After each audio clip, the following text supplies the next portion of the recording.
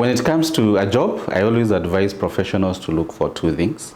Number one, either a job is paying you very well, so there's something to show in the bank at the end of the month, or you are learning a new skill.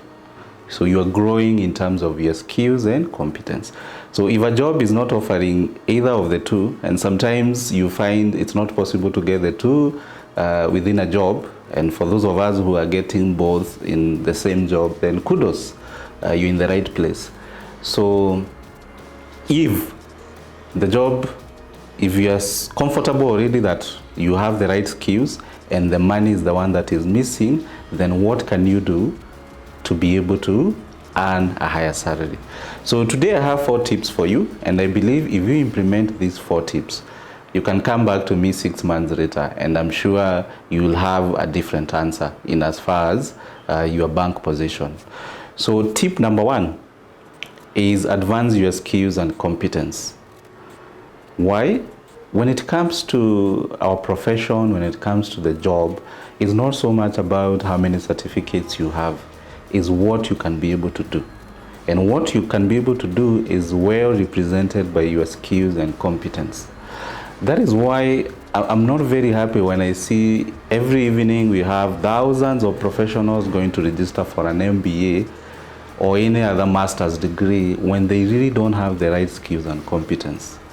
When it comes to jobs, when it comes to careers, employers are first interested with what skills are you bringing to the table. Because you could be having an MBA, you could be having a master's, but you are not able to do what the job entails. I'll give an example of accounting, and that's where I began before I transitioned to HR. So if you are not competent in all HR area, in all accounting areas, then you'll find you'll go for this interview and someone will ask you, are you good with financial reporting? Can you do end-month reports?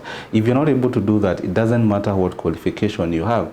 If for my colleagues in HR, you've never done HR audit, you've never done job analysis, you are not competent with all the labor laws, then you see you can't be able to grow in your career, you can't be able to advance in your career, and the reality is good money comes with advancement.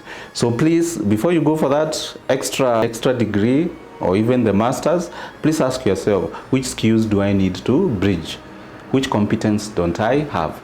And some of the competencies can be bridged by a short course. There's another video I have where I talk about 5 short courses you should pursue. So whether it's advanced Excel or project management, if you find that you are lacking in one skill or another, you don't have to run and go and pursue an MBA when a short course will do. The second tip I have for you is to aim for a leadership or managerial position. The reality is the reason why your boss earns higher than you is simply because they're in charge of you. So the more responsibilities you have, and the responsibilities come whenever you grow to a leadership position, then the higher the likelihood of you to be paid high. So please don't shy away from a leadership position. Don't think, oh, I'm introverted, I can't be able to manage people, or managing people is stress. If you approach your career that way, then you'll find that you've stagnated at a very low level. I have over 15 years of experience, and I know of some people who I started working with, and unfortunately they are still at that entry level and they're not making much, and that's the reality. So aspire to get into management or leadership position, whether it means attending a short course where you'll be able to improve your leadership skills, or even enrolling for a public speaking class so that you can be able to improve on your confidence. Strive to improve your leadership and management skills, because if you are promoted, goes without saying, it will also reflect in your bank account. The third tip I have for you is the need for you to go the extra mile. Now, whenever I interact with professionals, they'll tell me, no, sometimes I feel like I'm being used. They'll tell me, Paminas, I do this much, but this company is paying me too little. Now, my advice to professionals is that, yes, indeed, sometimes employers can take advantage of you. But always remember, when you're being stretched, when you go to that extra mile, you are learning something, and an employer cannot take that away from you. So, for example, if you are in HR, and someone asks you, oh, go to the field and get to understand how the salespeople do their sales. You might even think, now me, I'm in HR, why are they sending me to the field? But guess what? When you go there, you'll be able to learn sales more, you'll have a better appreciation of even the company. And next time when you're hiring, guess what? You do a better job, you know? And with that understanding of the business, the leadership, your CEO will be able to appreciate you more. And guess what? When you're talking about performance reviews, when you're talking about salaries, it becomes a no-brainer. The company will be able to see, oh, okay, this person has gone the extra mile, and let's also appreciate them. So those are the 3 tips I have for you if you're really looking to earn a higher salary and at your present organization.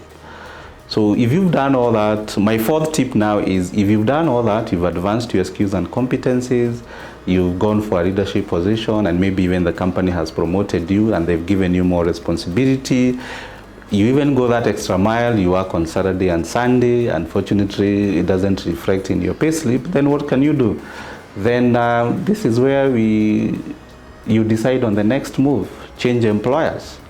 You know, it's normally given that whenever you change a job, it should come with either more responsibility or even a higher pay. So I remember my first employer was a bank, and some staff members would joke and say that you're only appreciated if you resign and then you come back to the same organization. So I know if you work for a better employer, they shouldn't let you go so that when you come back they pay you higher. However, the reality is also maybe your employer is only able to pay you to a certain level. So if that's the case, or maybe you've done all the other tips that I've recommended you do, but still your employer is not appreciating your effort. If then that's the situation, then don't be afraid to start applying for jobs, looking for option B, and changing employers. We all know it should come with a higher pay. So thank you so much for watching. I look forward to you joining us next time.